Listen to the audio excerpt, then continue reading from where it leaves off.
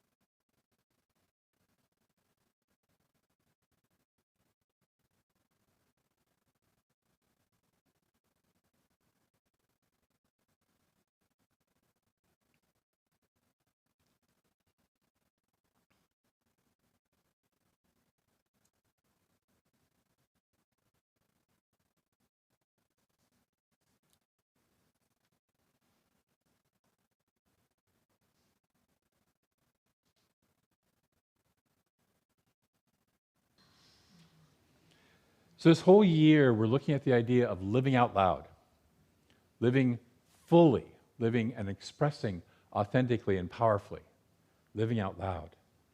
And this whole month, we've been looking at the idea of embracing self-care, care of ourselves, care of our human self, and also care of our divine self, self-care.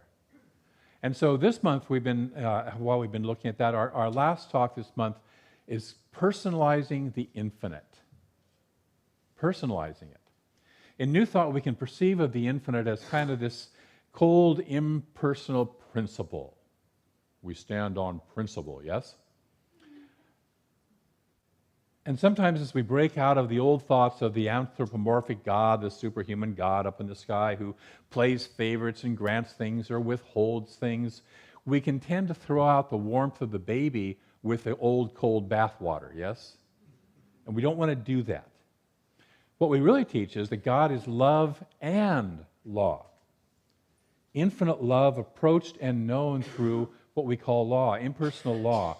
And the law is simply the law of cause and effect, that what you give out, what you put out, comes back to you. It's what returns. And the thing to remember about that is it doesn't mean that if I'm nice to Brent, Brent is going to immediately be nice to me. He might not be in that mood today, but if I'm putting out love, it will come back to me from somewhere. And it might not come back this instant, but it will come back somewhere at some point in time. So what we put out is what's coming back to us.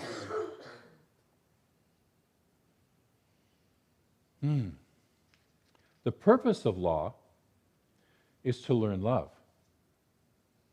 The purpose of us getting in alignment with that law is that we can be embodiments of the pure love of the infinite, which is, by the way, who you and I really are. Nudge your neighbor, say, you really are pure love.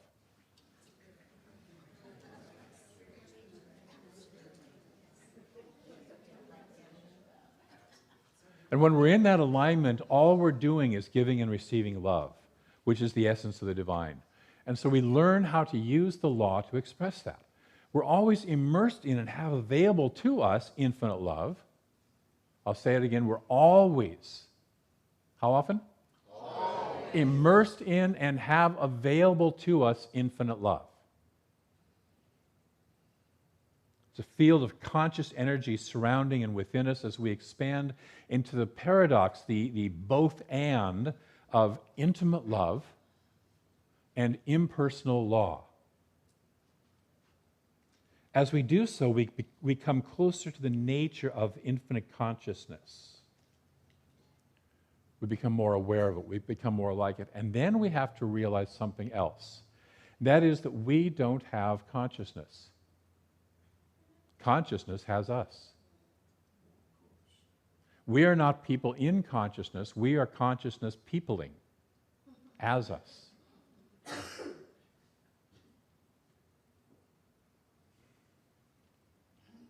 You know, we're told that as people we evolved to the form of consciousness. But pure matter isn't conscious and can't evolve consciousness. Consciousness has to be separate from pure matter, or matter is an expression of consciousness. I realize I'm getting into a little deep theory here. But we are that. We are first and foremost consciousness that is showing up through eons and eons and eons of evolution, finally as us. You, me, all the people, all the beings of Earth and beyond. Consciousness personalizes itself as us. Consciousness experiences itself in two ways. First, through thought, and second, through sensory experience. At least in the universe we know of. So thought moves into form, and whether you're subscribed to the Big Bang, not the TV show, but the theory of how the universe began, or chapter 1 of Genesis, in the beginning, God created. Both of those are two ways of expressing this idea of thought taking form. So through form, consciousness can have a sense experience of itself. And that happens with not just humanity, by the way. All of form that we see, and all form that we don't see and don't even know about yet, is still this infinite being. Eventually, and remember, there's no real time in consciousness. Yesterday and tomorrow are just more of that consciousness as today, because it's just now.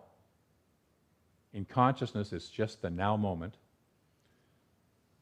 So eventually, in pure consciousness, form evolves into ever more conscious beings, humans on this planet, who can have a sense experience and a thought experience and consciousness or choice. That's you and me, by the way, when we're paying attention.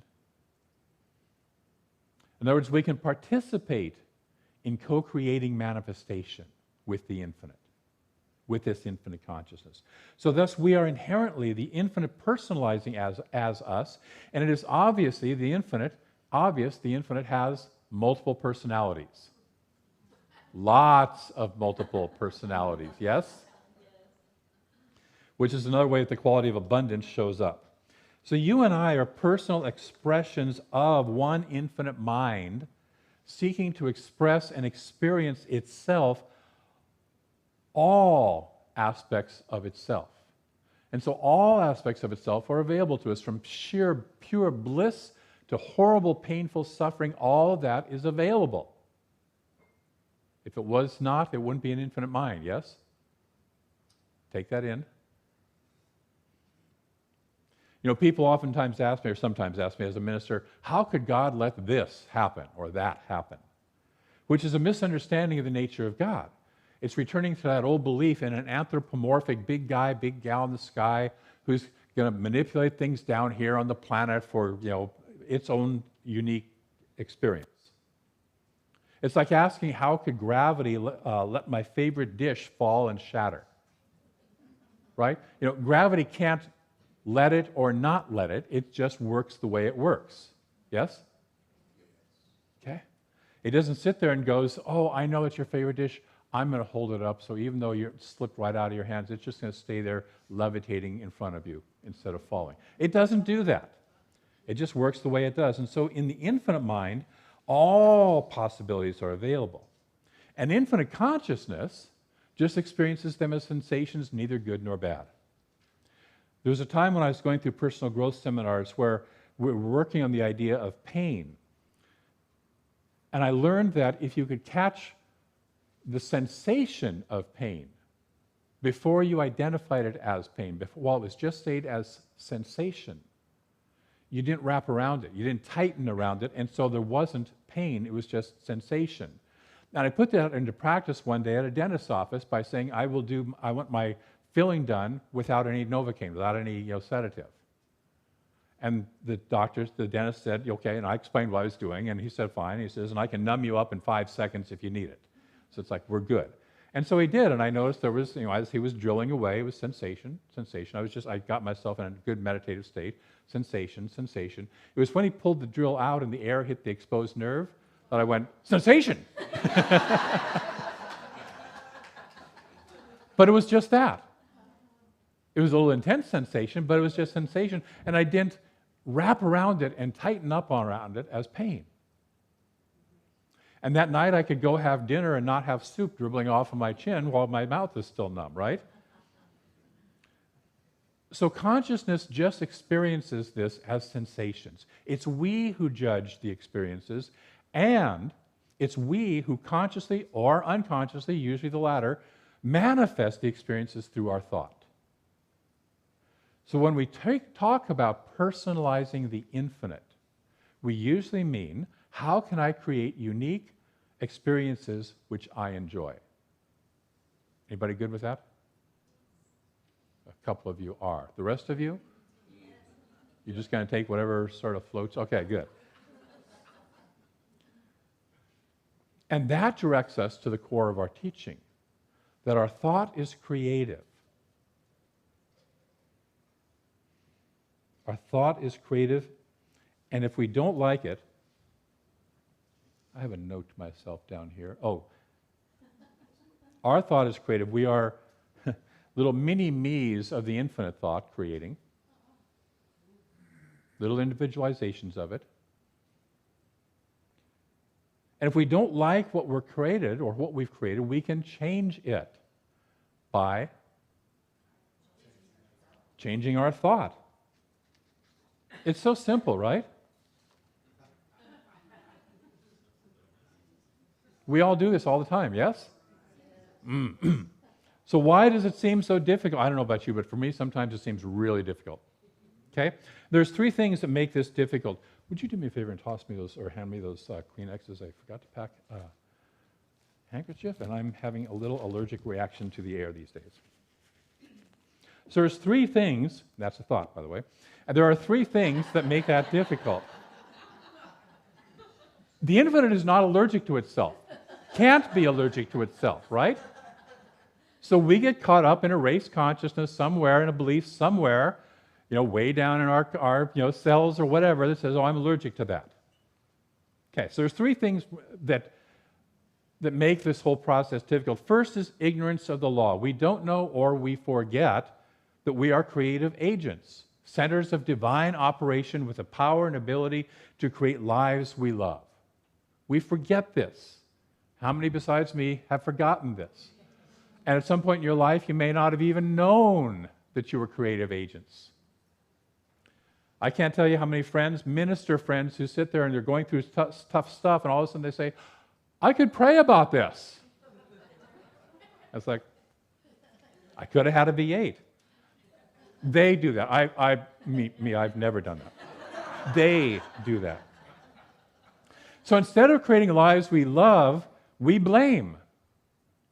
We blame outer circumstances. We blame other people. We blame the gods. We blame and pass it around. It's all that out there.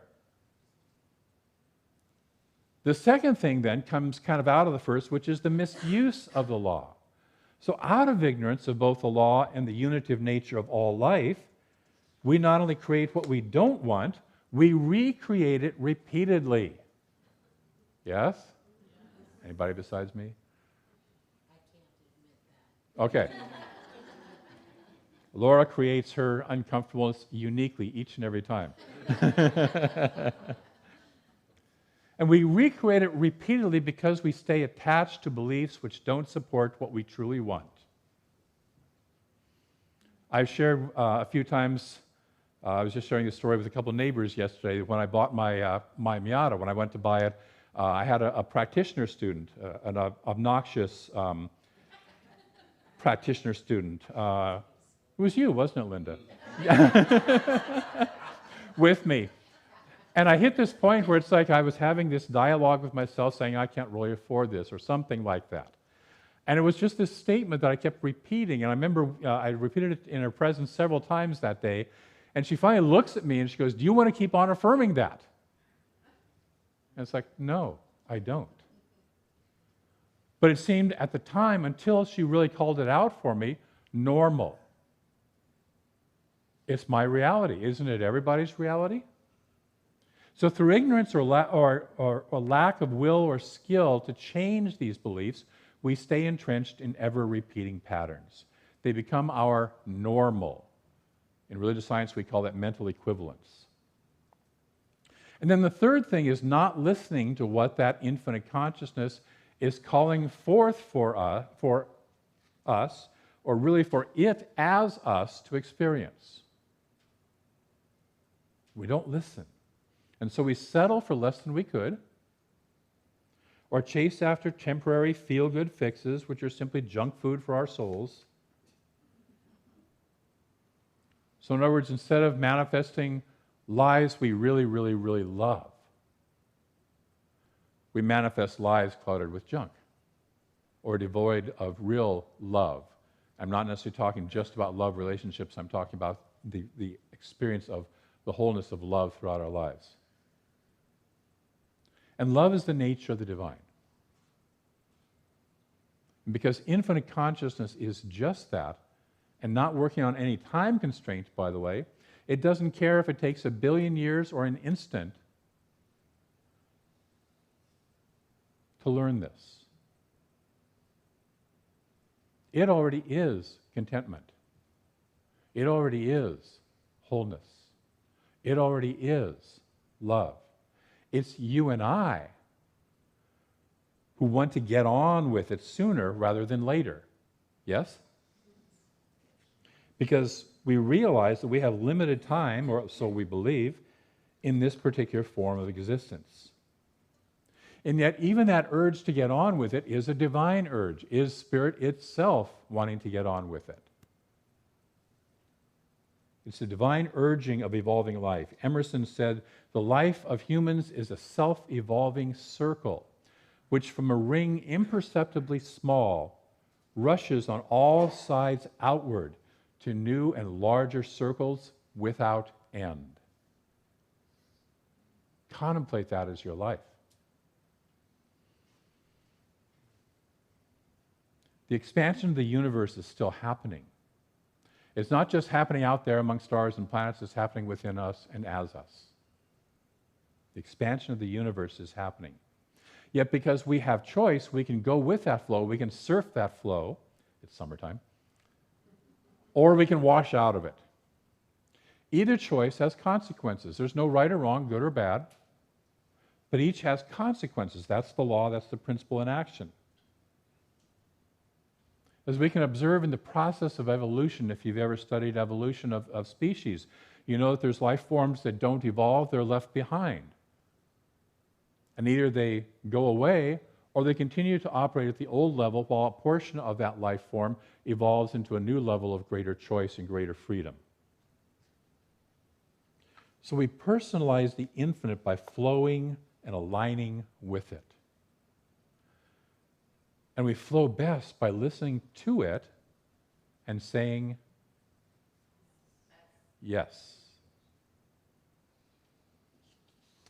Dag Hammarskjöld, who was the former Secretary General of the UN back in the 60s, who John F. Kennedy said was the greatest statesman of that time, wrote a book called Markings, and it was basically out of his diaries from his life.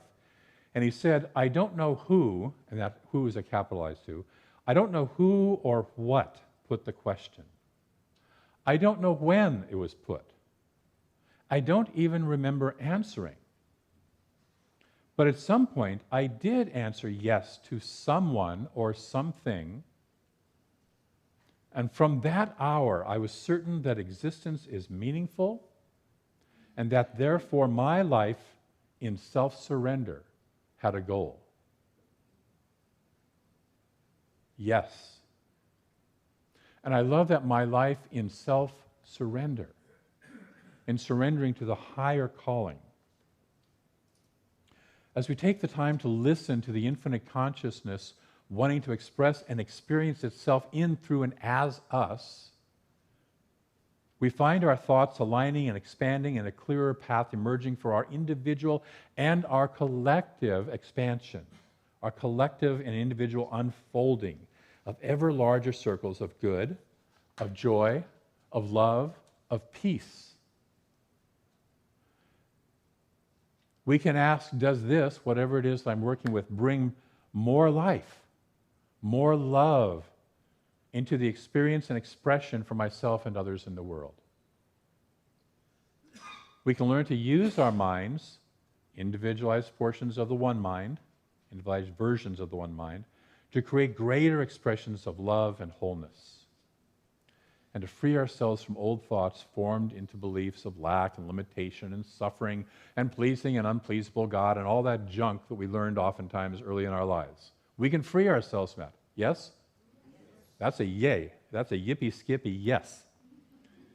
We can learn to value ourselves as the personality of the infinite consciousness and not separated, isolated, lonely little beings abandoned in space or wicked sinners fallen sinners who must earn our way back to some fickle God. Breathe. We are the infinite being itself as your name, as you. We are here to blossom as the unique, glorious, personal flowers of the divine that we are. I want to sort of close with a quote from Mark Nepo from his book, 7,000 Ways to Listen. He says, it helps to remember how in a field with no one watching, and this is going to be a little while, so don't just stay comfy there. In a field with no one watching, the smallest wildflower reaches its tiny root into a dark it doesn't know, and at the same time opens itself to a light it can't yet see. It feels but can't yet see. And while the flower has no choice but to commit to this natural process, we as humans have choice. Unless rooting and opening, unless listening to what is near but beyond us, we will forego the soul's birthright to blossom. I'm going to say that line again. Unless we are rooting and opening, unless listening to what is near but beyond, greater than us, we will forego our soul's birthright to blossom. The wildflower's reward for trusting what it senses but doesn't yet know is to become what it was born to be, a flower whose inevitable place is realized in a small amount of oneness as it joins with elements that were here before it came alive and which will live on once it dies. This is the reward for every seed growing in the dark with no sense of what it will become. As a soul on earth, this is all we can hope for, to feel the light and being of all time course through our veins while we blossom.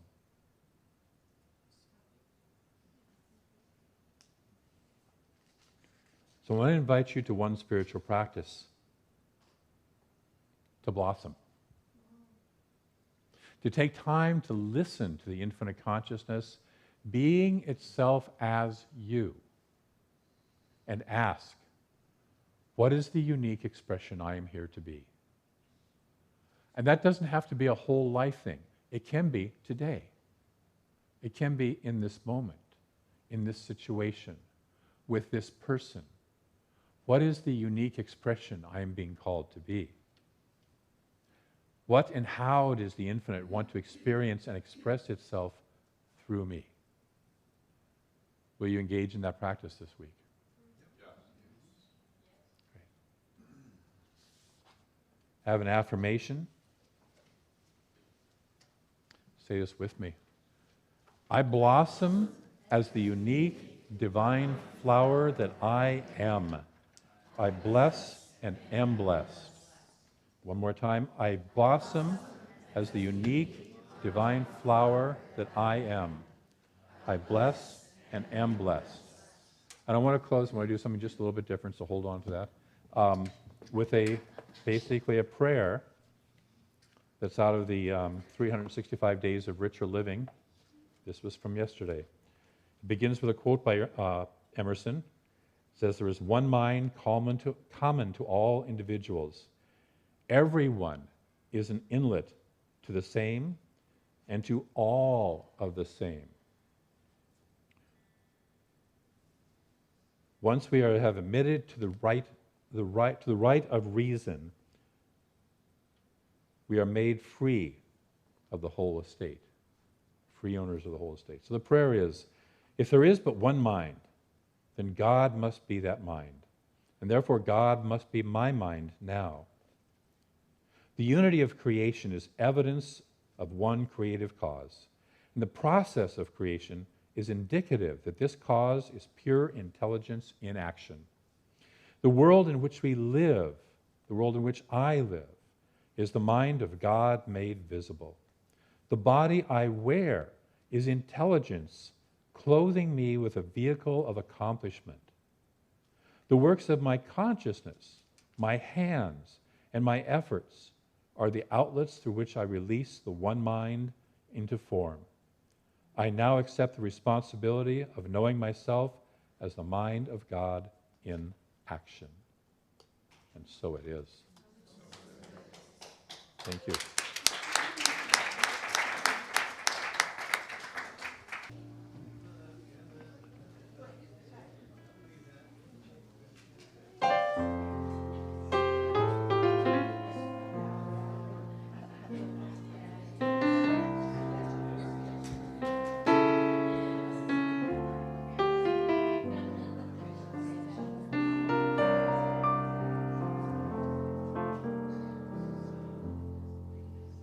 I invite you to look around at the faces, the personalities of the divine. Remember that you're one of those faces and one of those personalities. Isn't that great? Yay. And so let's just take a breath in and a breath out. And remember to listen, to root, and to blossom. And so it is.